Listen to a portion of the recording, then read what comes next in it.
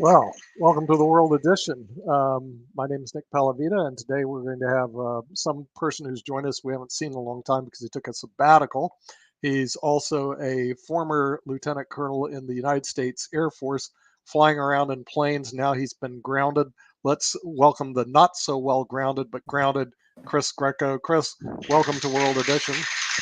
Good to have you here. Yeah, you actually made it, which is amazing. Yeah. And just as we went on the air, okay, the stupid thing here tells me we've run out of space, which means somebody has got to go to back. Maybe Mark did it to delete a lot of the shows that hang on to Yeah. our World Edition, whatever StreamYard account. Yep. You just have to get rid of all the old garbage and put in a new one. Usually I do it every week, clean it up, but I didn't.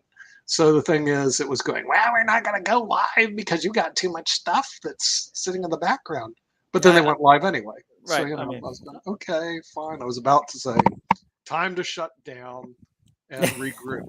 And speaking about shutting down and regrouping, let's talk about our friends in the Ukraine and Russia. Since you're a military expert, at least on this show you are. Other shows, maybe you're not a military expert. But on ours, we have a Peter principle here, Chris. You raise to your level of incompetence. So it's pretty easy to be highly competent in this show since we don't have any. But if you think we're bad, go look at major media. If you ever look at the backgrounds of these people, they have no backgrounds. They're oral. But let's talk about Ukraine and Russia. It's pretty hot on everybody's topic. What's going on? You made a bold prediction, which has been permanently installed on the network, that on April 24th, the show's going to be over with. So what is your prediction today? Have you changed your mind? We're going to let you have the floor on that one. Yeah, thanks. Thanks, Nick. The bottom line on this thing is that April 24th, the reason I made that is because a good portion of the population of both Ukraine and Russia are Eastern Orthodox, which Eastern Orthodox Easter is the 24th. It's not this weekend. It's next weekend. So, and it's usually on Saturday. So I think what's going to happen is that I think that what's going to happen is that Zelensky is going to realize, even though I realize he's Jewish, he's going to realize that, hey, look, you're going to have one of the most holiest weekends of weekends available in Eastern Europe. And all of a sudden you're going to have people dying and getting splattered all over the place and everything else. I think it's going to be that he's going to come to a conclusion that it's time to put down the weapons, and it's time to guard to barter for peace, and that's what's going to happen. Now I got to tell you, I've been doing a lot of research on Ukraine, and I realize that they're in the midst of a war of unprovoked nature against from Russia. But I'll tell you something: Ukraine wasn't a real great Eastern European partner. I'm going to tell you, a lot of people are sitting there saying, oh, this, Ukraine, look what's happening to them and everything else. But let's take a look at other things. Like, for instance, as with Poland, Syrian refugees. How many Syrian refugees did the Ukraine take in? How many times did they put out foreign aid to different countries? How many times did they do the things that would have put them as a good European partner? And I think that's part of what the EU and NATO was looking at was, are these Ukrainians really reaching out, or are they trying to just be part of something that would benefit them? And I think that is, and I know that we're probably going to get a lot of hate mail from the Ukrainians on this. I mean, they're knee deep in a war that's absolutely unprovoked and absolutely unfair. But let me tell you something. I think that if they would have reached out, other than to EU and NATO, and done good neighborly things, I think that it would have been easier to reciprocate from Poland and otherwise. And I realize Poland's taken in 4 million Ukrainians. But let's take a look at why they're taking them in, right? When you take in a Syrian refugee, they're not going back to Syria. Syrian refugees are not going back to Syria. They're done. African refugees, they're not going back to Africa. They're done. Ukrainian refugees are going back to Ukraine. When Ukraine is finally put back together again, they're going back to their homes. That's their home. So it's a situation where the Polish, the Polish, I get it. You come on in, hey, we'll give you, but it's all temporary. They're giving them temporary visas, they're giving them temporary citizenship, they're giving them temporary everything, and then they're gonna ship them on back to Ukraine whenever they're ready to go. And that border's an open border. So there's a lot of things that's happening right now that I think Zelensky is taking a look at and saying, geez, it might be time to say we've lost Crimea, we've lost the Luhansk region, we've lost the Donetsk region, we've lost all those areas. Let's just lose them. We're done, and let's bring everyone back to Ukraine. Let's get our $500 billion, because that's how much it's going to take to rebuild Ukraine at this point. $550 billion worth of damage. That's how much it's going to take to rebuild Ukraine. Guess where they're going to get that money? They're going to get it from the EU. They're going to get it from the US. They're going to get it from everybody except from France, which right now is undergoing an unbelievable amount of political turmoil. Le Pen and Macron are at it tooth and nail on this thing. And if Le Pen gets it, it's going to be a highly nationalistic France. I mean, I thought they were nationalistic before, but they're going to be like totally and completely isolationist once she gets in there. So it's going to be a very, very interesting situation from that whole deal. I think they're going to put a massive offensive in at this point, just to let Ukrainians know, you screw with us, we're going to come back. And then they're going to back off. They're going to take what they can take, and they're going to consider it an absolute positive victory. They're going to move on, and everyone's going to say, okay, sanctions are lifted.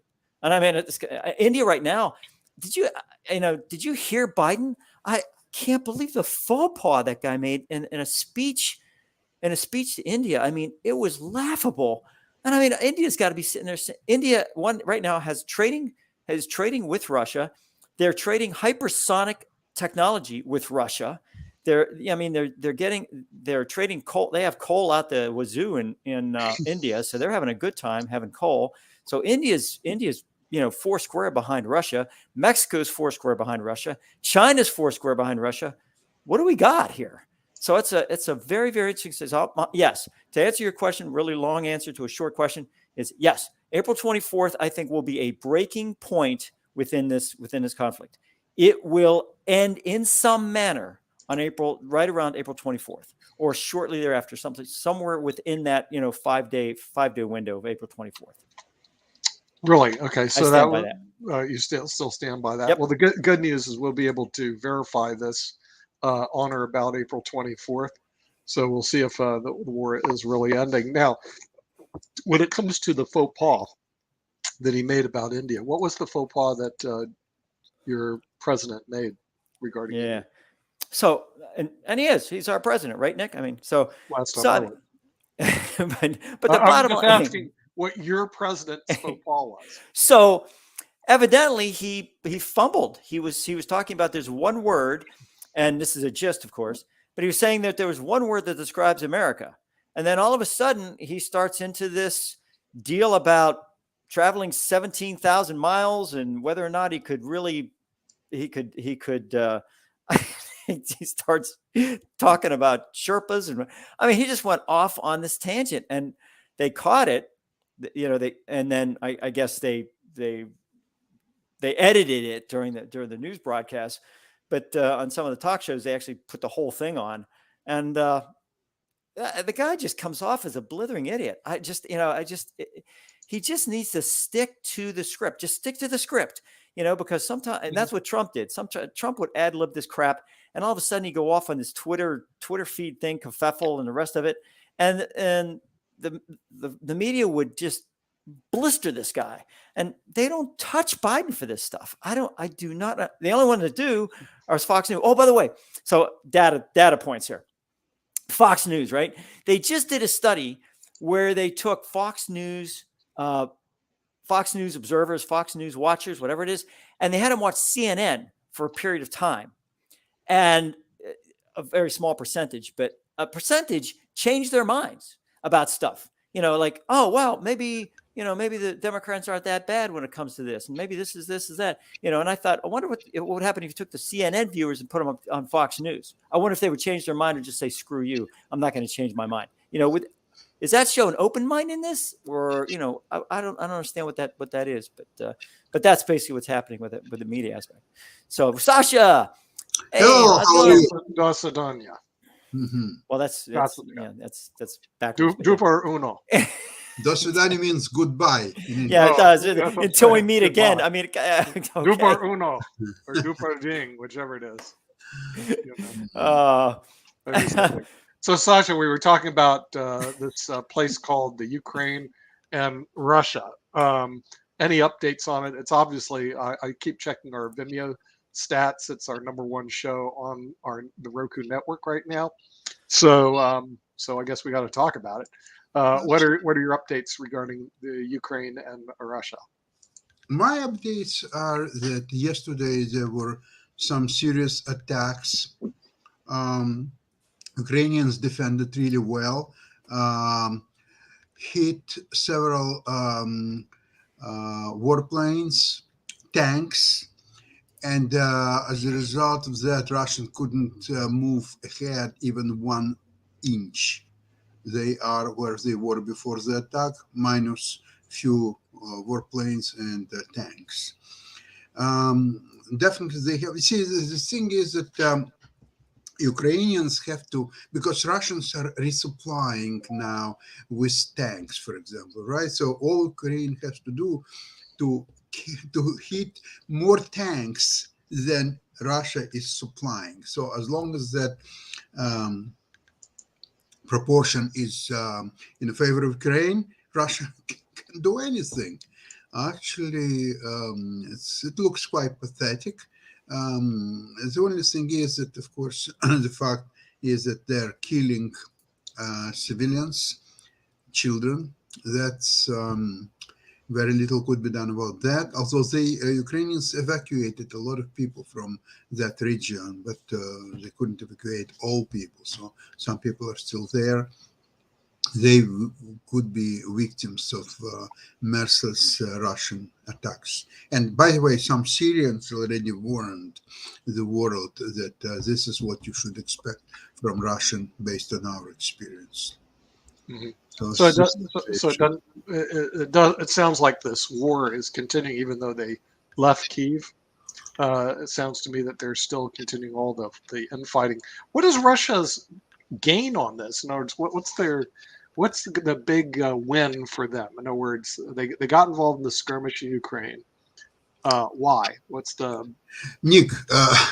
Let me put it this way: Putin has castrated Russia. Russia is castrated by Putin.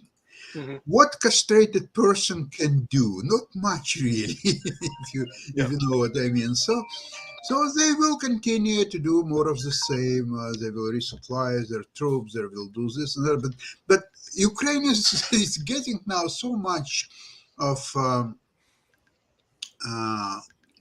the very sophisticated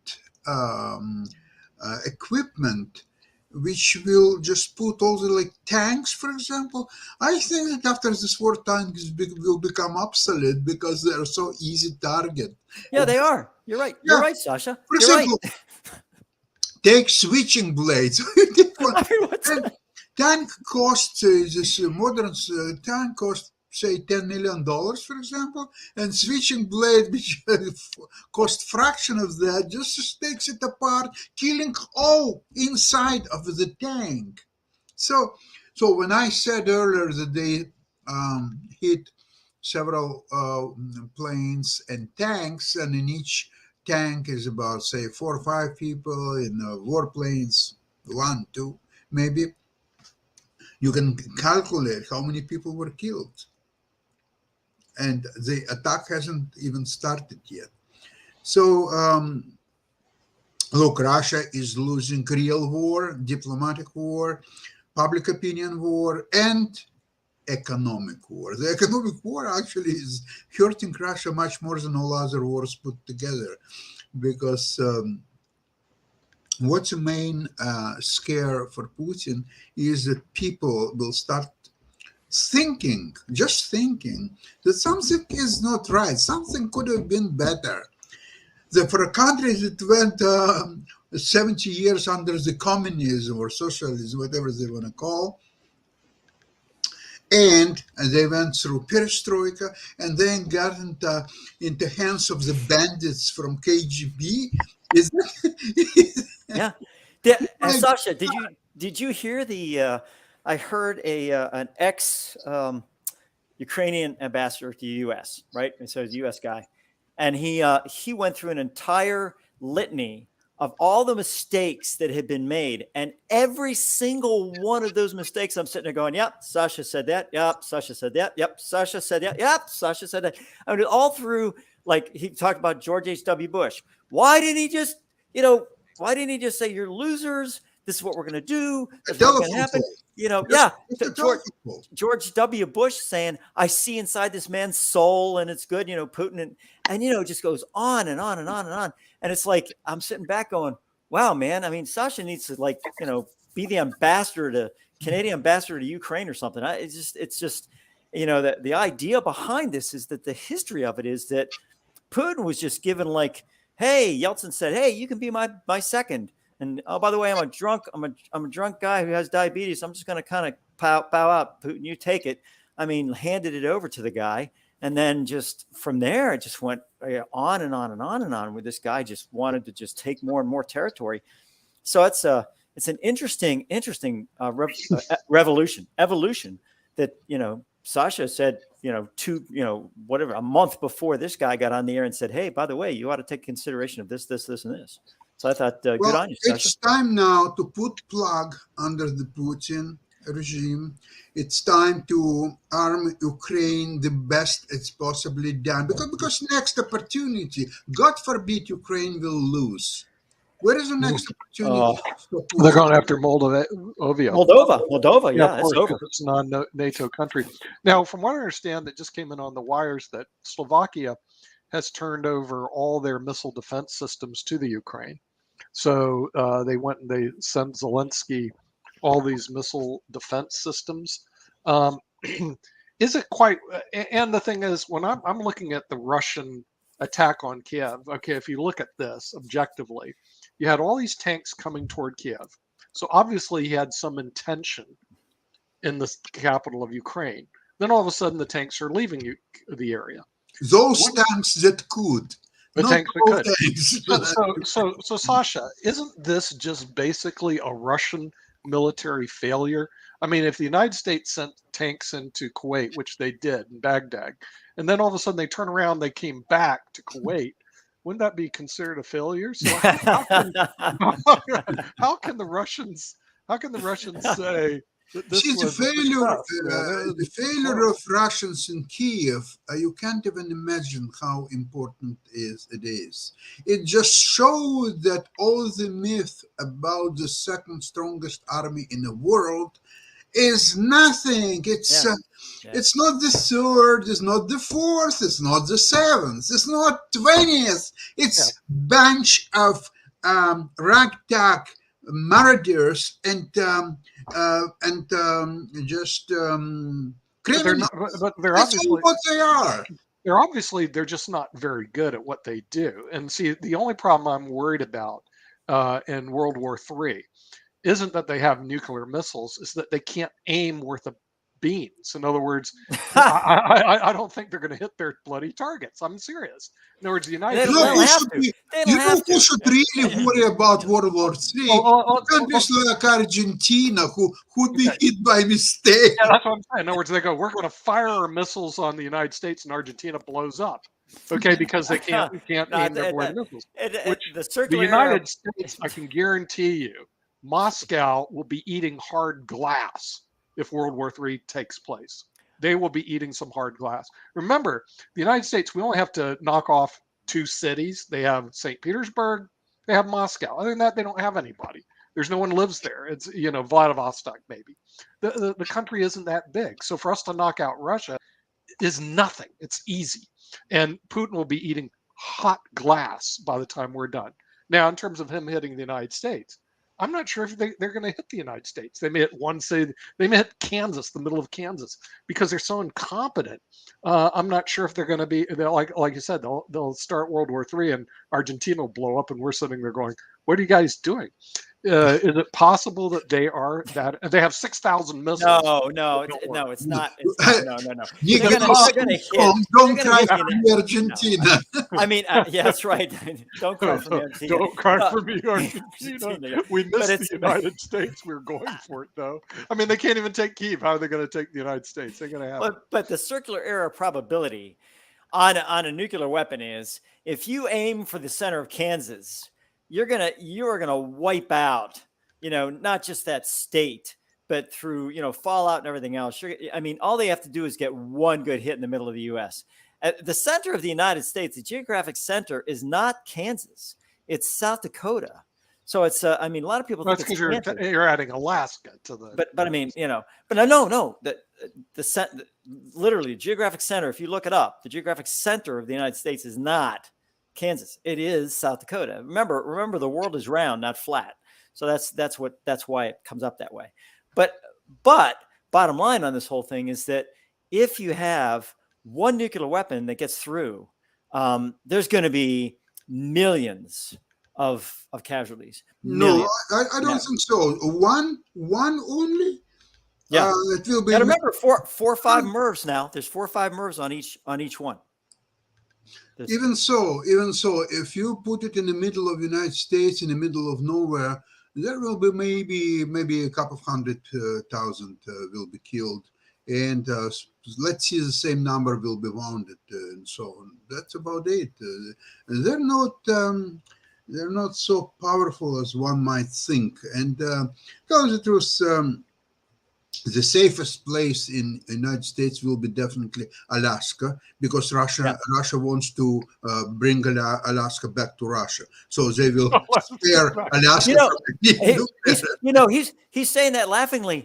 I'm telling you, if they take Ukraine and they start taking Moldova and all that, I can see Shimmy, Alaska, all of a sudden falling to the Russians somewhere along that line. We got to be really, really careful, because we're, and I hate to say it, but we're in a weakened condition at this point. We're a very strong military, but the military is very weakened.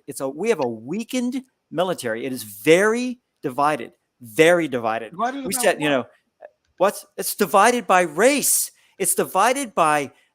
Do you realize that that right now they're going to get $7.5 billion more in the Department of Defense? Most of that, and I shouldn't say that. I say some of that is going to go to training. Training what? Training about race theory. It's going to be training about EEOC, equal opportunity, things like that. We're talking about weapon systems here. That's what we need training on.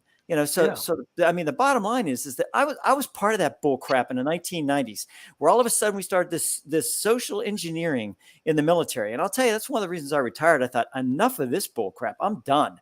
And I mean, it was getting to the point where it was getting ridiculous. Then all of a sudden it got back to a little bit normality there in the 2000s. But man, I'll tell you, we got to be really, really careful of that, because some people, I'm not saying most of the military, but some military will throw down their weapons if attacked. They'll sit there and say, no, ain't my country. I'm moving on. I did it for the GI Bill, the post GI Bill, post 9/11 GI Bill, and get back in college and do whatever I needed to do.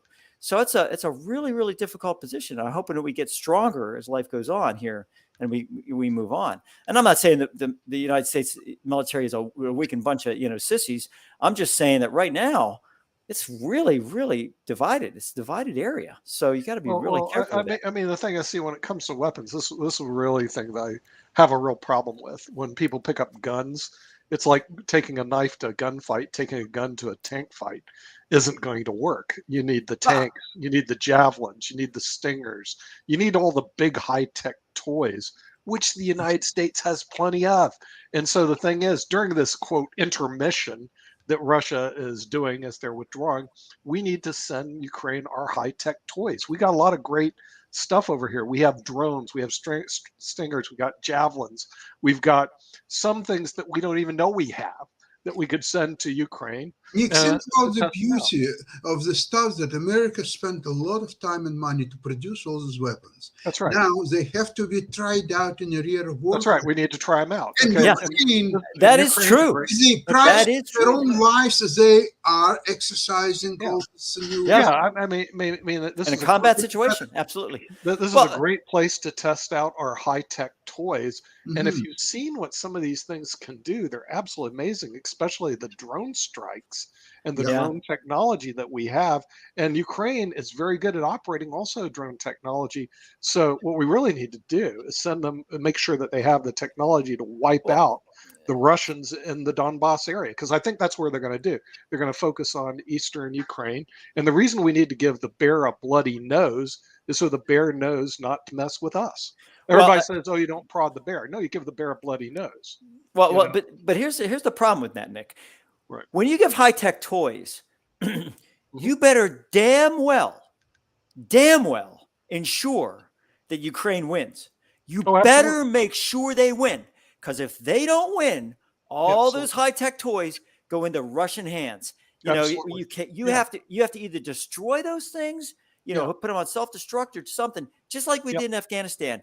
They have very very high tech helicopters, tanks, Yeah. all that stuff. You think they're not selling them on No, eBay to the Russians? I mean, Biden made an incredible mistake. I said should that have on destroyed every one of them. Should have I said you that know, on the show months ago when we withdrew from craziness. Afghanistan. I thought that was like one of the biggest blunders of a president in this century is to sit there, have a country like Afghanistan under lock and key and just walk away from it, Yeah. including a $1 billion embassy we walked away from, plus all of our toys we walked away from. No commander in chief in their right mind would do that. Okay, but he did it. And I'm talking about Uncle Joe. Yeah. Okay, before you leave, you lock down all your assets and you take your assets with you, Yes. and you keep the bloody U.S. embassy if you're going to do anything at all. But this obviously, I think this obviously contributed to Putin's decision to invade Ukraine. He sees a weak leader, Joe Biden, and he goes, "I'm not sure if this guy's going to do anything, or has the West has any capacity to do anything. Look what they did in Afghanistan. They left. Look what that we're able to do in Crimea. We just took it. Look at what we did in Georgia. No one said anything." So they go. So Putin's calculus goes, well, I guess I don't like Zelensky. We'll just go ahead and take Ukraine.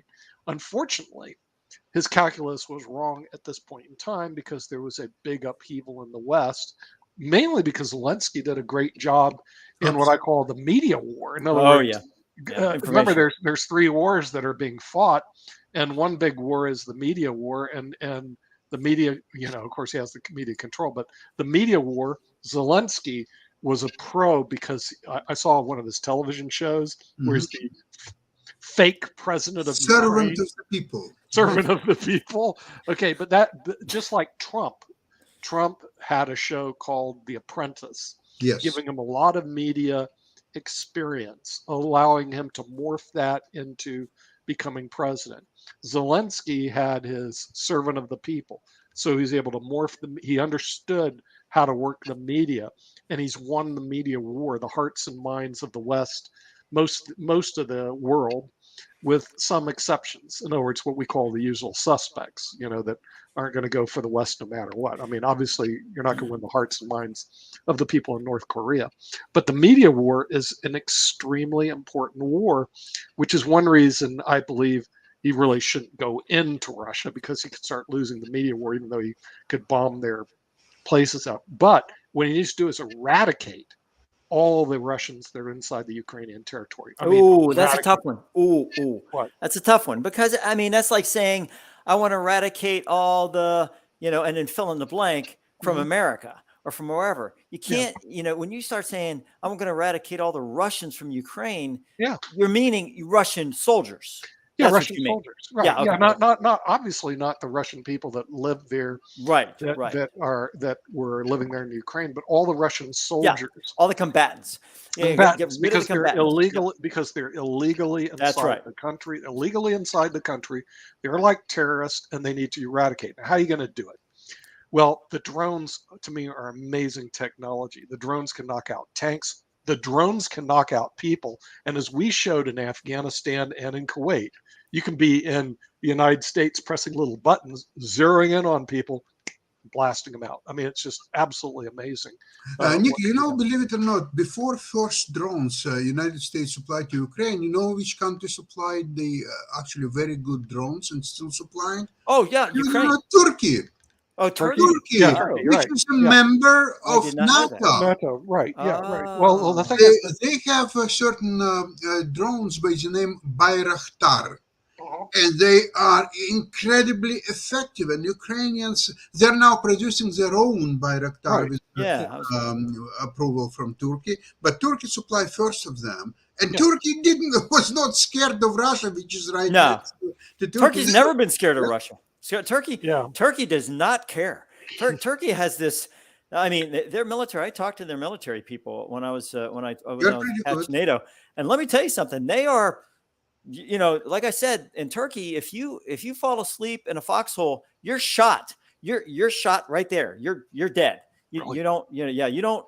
There's no court martial. There's no nothing. You fall asleep on guard duty, you're shot in the head. You're done. Your body is thrown. Court martial over. There's no court martial. There's no. That is nothing. the court martial. I mean, Turkey is very, very, no kidding. Yeah. Yeah, they're serious about their war Yes. stuff. But if you think about it though, Chris, you have to be, because what you're doing is if you're not doing your job, you're making the other person subject to being killed. Okay, that's right. That's right. The other people. Yeah. So they just get rid of the problem children altogether. So it does make sense to run the military that way. The thing is, what I see about Ukraine, especially when they start getting, which I believe they'll get the toys and the high-tech tools that we have over here, which Russia doesn't really produce, and they don't have a clue. I mean, they if they had them, they would have taken Kyiv by now. I mean, come on. How can you lose that one? That's like saying the United States military, which was the strongest military, one of the strongest military in the world, couldn't take Vietnam. We could not take Vietnam. Couldn't. I mean, it was we took high-tech toys in there, McNamara, all the thing is, it also deals with you're in somebody's house. Okay, that's remember, right. when we're in Vietnam, we're in the Vietnamese house. Okay, that's right. And the thing is, the same with Afghanistan. We're in the Afghans' house. But let me tell you something about Afghanistan. Like it or not, okay, Russia failed there. We succeeded because our toys got better, and our military got better during that period of time. So I wouldn't discount the United States today as opposed back then. But you also go back to now you're in the other person's house. And this is the problem with Russia. They're in the Ukrainians' house. That's right. And there's a different feeling when somebody invades your house than when somebody's fighting out on the street somewhere. Somebody fighting the street somewhere, okay, fine. But then when they come in your house, that's a whole different cat. Okay, that gets the dander up of the cat. Okay, and this is what I think Russia is finding the sting. They certainly, Putin did a good job uniting the Ukrainians together. I don't know if they were divided to begin with, but certainly if there was divisions, they have now one big common enemy. That's right. And that's the bloody Russians. There is no class. There is no race. There is no. It's a common enemy. That's correct. I mean, once the Russians went over the border, they made themselves an enemy rather than a neighboring country. And that's right. And once you do that, you know, and let me tell you something, a long memory, Europeans have a long memory. Sure. This will live on for hundreds of years. You're right. And this is one reason the economic war is going to continue even if they settle on the battlefield. Okay. Because what happens is companies in the United States are going to be very wary. I mean, I'm weary of even traveling now to Russia because of the attitudes that are there. I mean, why would anyone do business in Russia at all? In other words, to the extent you're going to, all you can think about doing is cutting them off. In other words, there's several countries, at least in my travel itinerary, that's off limits. One is North Korea. You can be crazy. Why are you kidding me? They ate us. And if you get stuck there, they've shown what happened. Now, and I've been to Russia before, but it isn't on a going back venture, even though they have cruise ships that still go there. Okay. But you wouldn't go there. As a U.S. citizen, you've got to feel totally unsafe, you know? And so, and if you're going to do business with them, what are you, nuts? I mean, China. People go to China all the time. Why would you go to China? My daughter had to go to China because she was doing some work with the Air Force. Sure. When she went to China, she went to Beijing.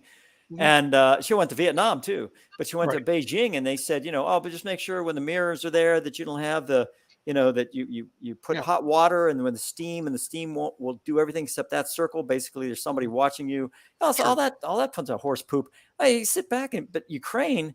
I mean, to me personally, Ukraine is showing Russia. They're schooling them because They're schooling. Yeah, I agree. they're taking the technology, and that's what happened to us in Vietnam. And that's what happened to us in Afghanistan. Although, Nick, I really do appreciate as a military guy, you saying, hey, we got better. They used our technology against us. I have intelligence. I have firsthand knowledge of intelligence that shows that they did use our technology Sure. against us and caused not massive casualties, but casualties Yeah. based on that.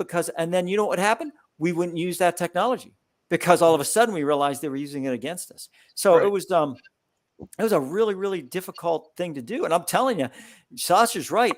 Would I want to be a Russian inside a tank approaching a Ukraine village No. or a Ukraine city?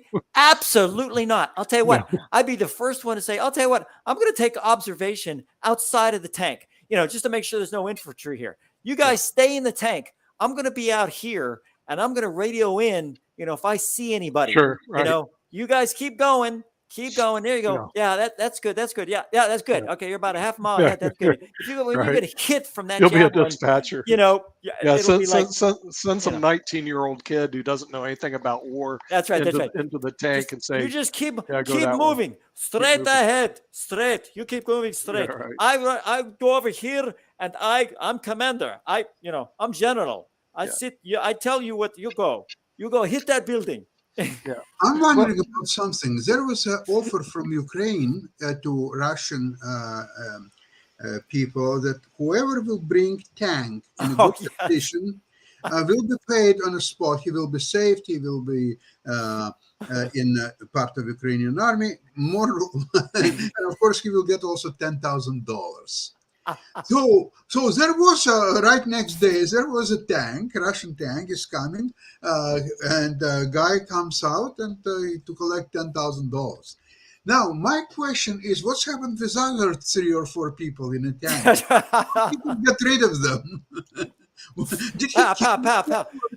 Hey, I'm not going to split 10,000 with you. I'm at it. Boom, boom, boom. Okay, I'm in. Hey, by the way. You're going to have a great order of Lenin or whatever you're going to get when you get back to Russia, when they take your body back. But in the meantime, I'm here. But I mean, that's what's going to happen. What's going to happen is slowly but surely, just like the U.S. There were U.S. soldiers. I talked to a U.S. lieutenant, an Army lieutenant who was in Vietnam. And he said every day the captain would say, okay, Lieutenant, you're going to go up 10 clicks and you're going to search for enemy activity. So 10 kilometers. 10 kilometers. You're going to go out there 6 miles basically, and you're going to look for enemy, and then you're going to come back. And I said, well, what'd you do? He says, we went out 3 kilometers, had lunch, came back and said there was no enemy activity. Because he said, if I go out 10 clicks, he says, I'm going to be killed by my own guys because they didn't want to do that. So it was, and that's what's happening in the Russian army, I'm sure at this point, is that you have very experienced combat veterans that are sitting back going, you know something? I don't want any more of this. So I'll tell you what, they send us into this village. We're going to be on the periphery. We're going to kind of go the perimeter. Yep. Nothing in there. We pretty much bombed it out. I'll see you guys later. They're not going to go door to door. Sasha, they know history as much as we do. I'm sure that they got the whole Stalingrad experience. You know what I mean? They don't want any more of that horse poop. They said, we're not going to fight these people in their homes. Thanks. And for what? For Putin? Yeah, exactly. There's no other reason that this war is being fought except Mr. Putin himself. Right. By the way, tell me, Christian, are you aware that there are some opinions in well-regarded military circles that the side which fighting at home, their strength is multiplied at least by 3. Oh, really? Okay. I think that's an underestimation. I really truly believe that. And I'll tell you why. The guys that took Chernobyl, they're suffering from radiation sickness. They're digging in the ground. I mean, are you some kind of idiots? You don't dig into the ground of an irradiated facility because that's where they put the irradiation. Right. So you're digging in, exposing the radiation. So you dig foxholes where basically you're supposed to be safe, but you're getting irradiated. You're going to go back to Russia and you're going to die. And it's like, Not and only that, you will get radiated, your family, your friends, and everything oh, you see. well, I don't know. I don't know. I don't know. I don't know about that, but that is a possibility, especially if they're having metal. If they have anything metal on them and that metal is irradiated, yes, they could definitely take that back and irradiate their family. I mean, if they're wearing anything metal. So I mean, I just don't. I guess this is me, and maybe like I said, I was Air Force, so I was an Army, but I'm sure there are Army colonels out there, Army infantry guys enlisted, and they're just shaking their head, thinking, why would you do this like this? It's so piecemeal, and this is not going to end up the way you want it to end up. We've been there in Vietnam, we've been there in Afghanistan, we've been there in these different areas. The only place we have right now is Iraq, and that's shaky at best. And I think the only reason we have Iraq is because Iran is making such a big, horse poop about this. And Iran right now is getting kicked out of Afghanistan. They're having problems in Afghanistan. Did you know that the Iranian embassy had problems? They had some, issues. So now the Taliban is setting some explosives, doing some things, but they're saying, oh no, we don't do any of that. So even if, look, Sasha, let's just go through a scenario. Russia takes Ukraine. They have a victory. They've taken the entire country. They're now a part of Russia. They're going to name it Rus again. They're going to do all that. Yeah, they're going to rename the country. They're going to put a socialist guy or whatever in charge in Kyiv, and they're going to take they're going to take Zelensky out and his cohorts. They're going to have him shot and whatever else is going to happen. Right? How long would Russia have that country? I mean, have it. I mean, they'd be occupiers from now till doomsday. Every place they would go, there'd be IEDs. They Snipers. couldn't have snipers. They couldn't have a lunch anywhere. Where are they going to have lunch? Having a lunch inside a bulletproof facility because they're going to get their head shot off. I mean, even if they take the country, they're never going to take the country. This is not going to be Warsaw Pact. Do you remember who said first its economy stupid? Yeah, that's right. Russia will not run its own economy. It will be absolutely destroyed in a few months. They already, I saw a short movie about the tourist industry in Russia. So the planes, they have wonderful Boeings and Airbuses and so on. They will be run out of spare parts in about months. There is no one to service them. Right. So they will start to take them apart and use parts from one plane to fix the other one. So then they will start come down from the skies. I don't know how they're doing it with everything. It's right. I don't know how they're doing with the Air Force jets. I don't know how they're doing the Big 29s. I don't know how they're doing the TUs or the ILs. I don't know how they're doing anything with their bombers. I don't know. Don't they have their own Air Force manufacturing plants, Chris? Military. They do. They do. They have them. Yeah. But the quality control in those plants is not like the quality control here. You don't have the FAA doing airworthiness certificates and everything. All that stuff. I mean, Russia has an aeronautical aviation facility, and they still do International Civil Aviation Organization, that type of thing. But they do not have the same quality control, quality aircraft maintenance, all that stuff. I wouldn't have flown on a Russian aircraft before Putin. Right. I agree with you on that. I mean, they end up wrecking things all over the place. I took Air France into St. Petersburg. And of course, landing in their airport was like landing in the old Soviet airport.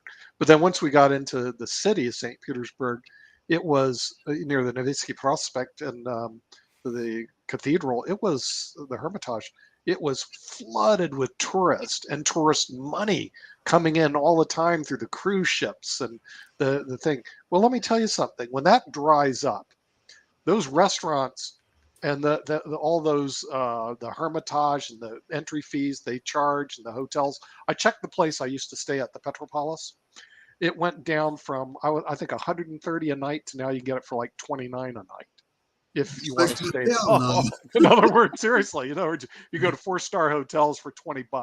Seriously, they'll pay you. They'll pay you in rubles. We'll pay you in rubles. You give us dollars. Hey, look at all the revenue they're missing in tourism money. Then look at the which I didn't know. The U.S. was spending 100 million a day buying oil from Russia. Now they're spending $0 a day. Now, if you go to the Chinese Yeah. understanding Chinese website, they go, "Oh no, the U.S. is buying more and more." But the thing is, that understanding China website that which is part of Facebook, may be run by Russian trolls, by the way, who distort the truth all the time. And this is what gets me, because Putin himself is a big liar. Think about it. Now, I have my troops here, but I'm not going to invade Ukraine. And guess what he did? He invaded Ukraine. The guy's just a big liar. So how can you trust anybody, especially when your leader lies? And then he shuts the media down so that people won't listen to him. The only way the West will ever come back to that stupid country is Putin's got to go. And your friend, your president, Biden, said he had to go, and then he retracted it. No, he's got to go. There's no retraction here. The guy's an old Soviet pawn, and he needs to leave now. I mean, the guy has to go. He's incompetent. Here's why he's not incompetent as a world leader. He's not going to leave unless he's deposed. And here's why. Milosevic fought and fought and fought to maintain that presidency while he was indicted on war crimes in Serbia, right?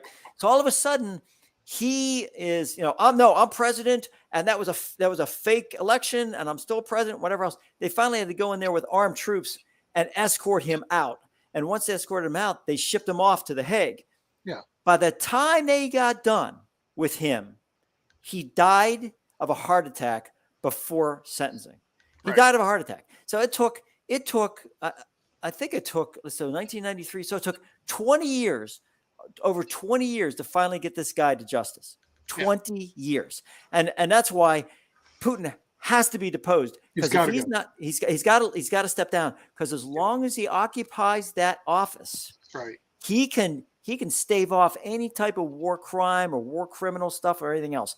Either that, or we go in there with a SEAL team and we literally abduct them and we take them back like the old Mussolini, glider on a castle thing, and we bring him back, to justice at The Hague, and he's all of a sudden he goes to bed in a beautiful palatial bed, and he wakes up in a cell. Yeah. And that's the only way we're going to get this guy. But he's got to go, because the West won't have anything to do with a guy like that anymore. I mean, he's like so toast. Now he still has one friend out there. I guess you got to have a good friend out here. There's his friend Xi Jinping, and that's it. There's your friend. India's still India for a little while, but the thing is, ultimately, I think he's not going to have any friends at all in the international community. They're going to kick him out of the G20. They're going to kick him out of everywhere. Oh yeah. The chess players aren't going to play with the Russians. Come on, Sasha. I wouldn't play with a bloody Russian for this reason. They support this guy. Okay. So first I thought, how could you get rid of Karjakian, one of the top 10 players in the world? Then I start realizing, when he made his statements, "Man, I'm for Russia no matter what," I'd kick Karjakian out. I'd kick all the bloody Russians out. He'd invade your board. That's what scared me. Yeah, I mean, he would invade your chessboard, But the funny thing, at one point in time prior to the war, a couple of years ago, Putin's popularity rate was only 41%. He's maneuvered himself up to the 70 and 80 percentile, which if the Russian people support this clown, then we can't support the Russian people. I'm sorry. The thing is, that's it, buddy. They can stay. He can become another North Korean state. He can have a buddy, and who's it? The guy in North Korea, whatever his name is. Okay, he can hang out with the guy in North Korea. Yeah, Kim Jong, whatever his name is. He can hang out with that guy, but don't hang out with the international community. And I think no matter what happens with the result of this war, the economic war, it will not be over with for a long, long time. And the ostracization of Russia is going to go on for a long, long time, regardless of the outcome of the Ukraine war. Well, Russia is so toast. It'll be block aspects. It'll be block economic stuff, like Mexico, India, China, Russia. That'll be a block. So if we trade with China, they could, by virtue of a second party, they could trade with Russia. So I think what has to happen is, as Sasha said, and this is really, really difficult, if not impossible, but man, if it could be done, is to literally say, you trade with Russia, we don't trade with you. You touch Russia economically, we don't touch you. It And will all of be a sudden, it will be tough in certain countries because we rely so heavily off the Oh my manufacturing gosh. base of China right now. Yep. They manufacture all of our products and our At trade. least 40, 50%. Yeah, I was checking our trade numbers. We were like, I guess it was like 560 billion or more. Maybe it was 700 billion. It was high. The amount of trade with China, the amount of trade with Russia was 45 billion. Very low compared to China. So China and the United States are kind of locked into a huge amount of trade. Russia, we don't trade much with anyway. I mean, we don't have much to do with them anyway. So cutting them off is no big deal. That is true. You know, I mean, they're we not do, a big deal for us. we do a lot with India, and the thing we do with We do a India lot is we with do India, right. call centers, service type aspects. We do a lot with India. They actually Tons of produce a tons. lot of the U.S. drugs, and IBM has more I know. employees I in take them. India than they do in the United States. Yep. So the thing is, India is still a big center for U.S. trade relationships, but Russia's not. Russia's not that big of a country. I mean, it's 140 million It's. people. I mean, yeah, it's other than nukes, 44 they have million. nothing. Other nukes and a lot of land, they have nothing. Really. And like I said before, the minute people are saying, "Oh, they press a button, whatever else," the minute they open a silo, the minute that they move a mobile ICBM, the minute they do any of that stuff, hopefully, we know knowing Biden, I hope it's like, well, maybe he's faking it. Maybe he's really not going to do it. The minute they open a silo, you say, look, and you say that. You say that to Putin. The minute we see a silo the minute your silo opens, yep, you're dead. You're going to be eating glass that evening. I mean, hot glass. Okay, because the thing is, you can talk about the Russian nukes. We've got lots of them, and ours will land in the right space. It's okay. Yours may or may not. You might wipe out Argentina. We got air, sea, and land. I mean, we got them coming from nuclear submarines. We got them coming from land based.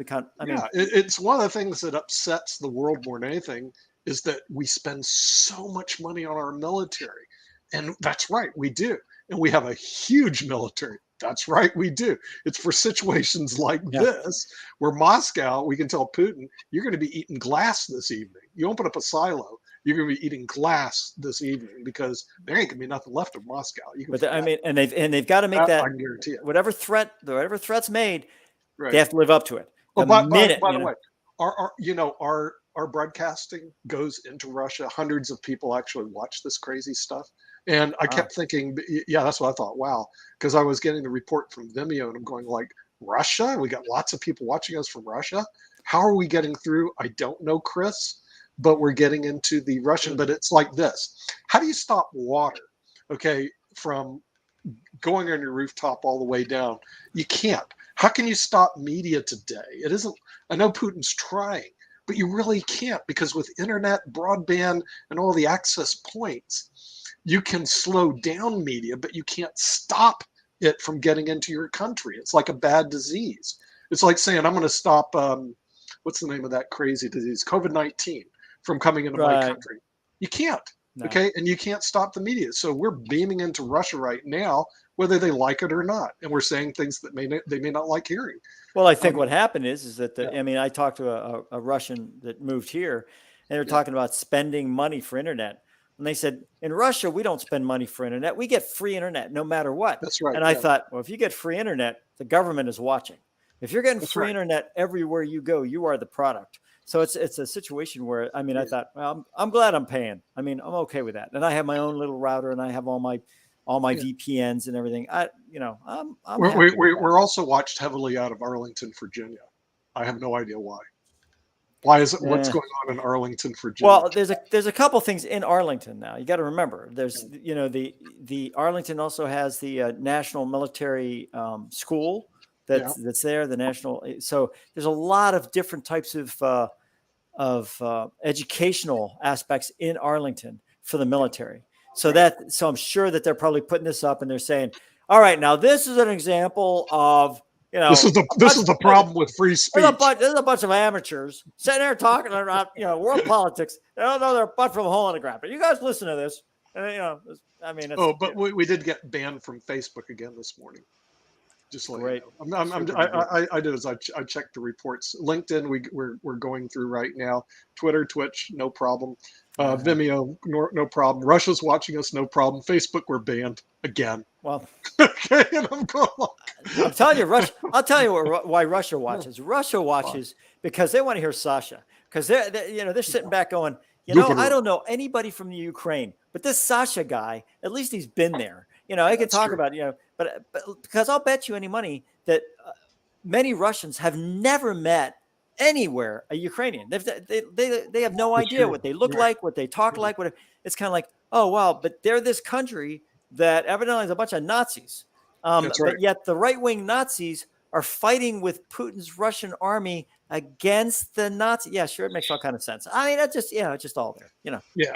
Well, that's what I think that's going on. But I just find it fascinating because as I've worked in this area, and now I'm starting to get better reports, especially through Vimeo, more so than Facebook. I only get like monthly reports, but Vimeo get daily reports. I start seeing all the places that are watching our shows. Philippines, we get a big following in the Philippines and South Korea. I don't know why. And South Korea is pretty big. Russia, we're getting a big following. I don't know why either, because I thought we were banned there. China, we still aren't getting anybody in China. China's doing a better job than Russia. They're on lockdown. Yeah, I guess they're in lockdown. So as I'm looking through the report, I'm going, boy, this is pretty interesting, to see who's watching us and on the shows around the world. But I think you're right. I think the real problem is Russia says, we're going to ban our media, but they can't ban the international media coming in through their internet. Right. And that's a big problem for them. And I don't know how they're going to stop it. So when we rattle on about Russia, the Russians are watching. And maybe they're watching Sasha's show because he has a chess show that he speaks in Russian. Maybe that's the show that's getting a lot of attention. Maybe that's true. Actually, we are going to Ukrainian show. We got to go to the Ukrainian show. Yeah, 2 minutes. You're welcome to join me there. Does he have an invite? I didn't send him an invite. Sasha, you don't want to have that. To Chris? Okay, hold on. You're going to have to send him the invite. You're going to have to forward him the invite. Okay. Because I wasn't sure you're going to have on. Okay. And then, okay, so we're going to switch over to the China, Russia, Ukraine, even though that's all we're talking about here on this show on World Edition. However, I also checked demographics. Number one show on our network right now is China, Russia, Ukraine, which follows next on the network. So for people who are watching, please stay tuned because China, Russia, and Ukraine are coming up. I'm going to end the broadcast here, and we'll see you on that show very shortly.